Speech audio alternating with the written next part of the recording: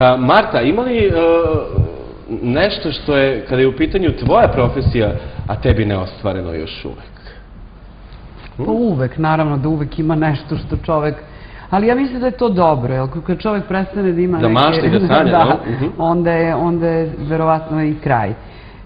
Ja sam inače neko ko voli da idealizuje stvari, da mašta, da...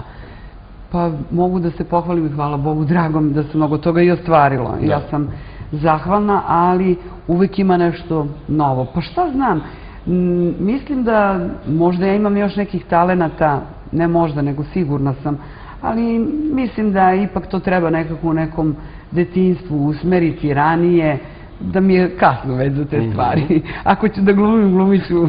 Ali evo za pesme, na primjer, nikad nije kasno. Pa eto, ja sam probala da napišem. Na jednom od mojih CD-a sam napisala jedan tekst, onako stidljivo, pa sam posle počela, rekao, ajde prepravljam tekstove od drugih.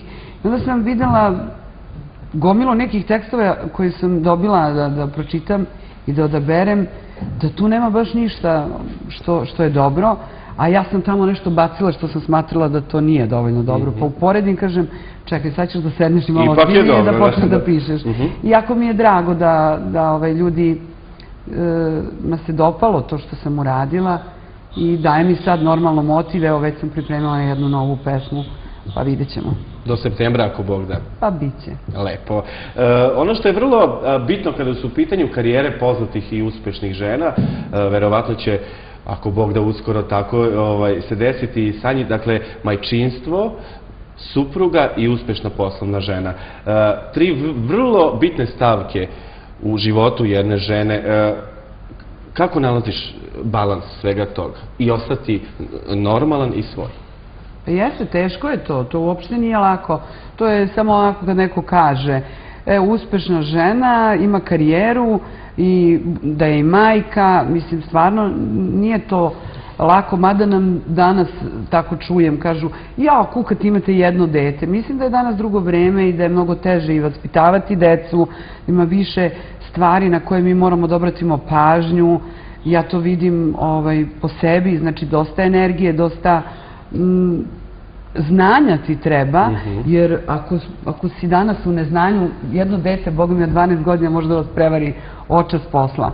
Jer mislim da ja u mojih 14 godina, kad se setim i uporedim sa mojom ćerkom, to je ogromna razlika. Sigurno, dobro, i drugo je vreme. I drugo je vreme. I jako je teško. Znači, potrebno je onako nekad dati sve od sebe, žrtvovati, uvek jednu stranu morate da žrtvujete.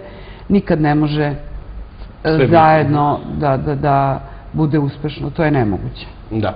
Davore, kako je došla zapravo tvoja saradnja sa Martom? Kako si upoznao Martu? Pa, ajde da kažemo da je krivac Mirko Gavrić, koji nam je zajednički producent, pa nas je on spojio. Rekao je da te energije sublimišemo, da vidimo šta će ispasti. A ja sam tada rekla, Bože, šta ću ja da pevam? Većinom se peva o nekoj ljubavi, da li tužnoj, da li srećnoj, što ću ja da pevam, ipak je on mnogo mlad, kaže Mirko, smislit ćemo neku foru. Tako da sam došla kao dobra vila da mu savjetujem. Savjetujem, pošto to, ja sam to prozvao kao himna za muškarce, pesma se zove Ne veruj nijednoj ženi. Dobro. To ja kažem. To ona kaže, da. Pazi, uopšte nije loš naziv i dobro. Da, ali kako se zove, što je meni baš drago, kako se zove, drago mi je što mi smo zaista postali dobri prijatelji i što me zaista savjetuje, meni je mama živi u Šapcu, pošto sam je rodim iz Šapca i nekad pozovem i nju i pitam za neki savjet. Savjet, tako da Mirko je krivac. Ja sam se u početku, kad sam upoznao Martu, mislio sam da neće želeti da sarađuje, pa mi je ona dala odmah savete u studiju već. A dobro, i on je meni pomogao. Kako ne, pa dobro, to je energija. Jeste do duše da je bio pod maskom, ali bio u spotu Ja nisam takva. Tako da, i držao je refleks. Ko će tome da pomogu? I pokazivao korak iza kamere, sećaš se? Jeste, tu smo da se pomažemo. Hvala Bogu, hvala Bogu. Bravo. Marta, hoćemo li malo da pevamo uživo? Verujem da naši gledalci s nestrpljenjem očekuju i ono što si ti pripremila večera za njih, a bit će tu zaista pregršt ne samo Martinih hitova, nego i velikih hitova. Ja bih predložila da i Davor odmah sa mnom krene. Hoćemo odno vas dvoje jedno. Pa da. Posle ćemo ovu čuvenu, Ne veruj nijednoj ženi, a sada da... Jedan duet, ono. Da. Izvoli. Može, ne, samo vi slobodno, ovo je sve uživo, a ja podsjećam, poštovani gledalci, sve vas, vidite kako ovako... Ne mogu, ručina, pored dve devojke. Da nas pozovete. Dakle, pozovite nas, poželite neku muzičku želju, pitajte nešto moje drage goste i uživajte u dobroj muzici.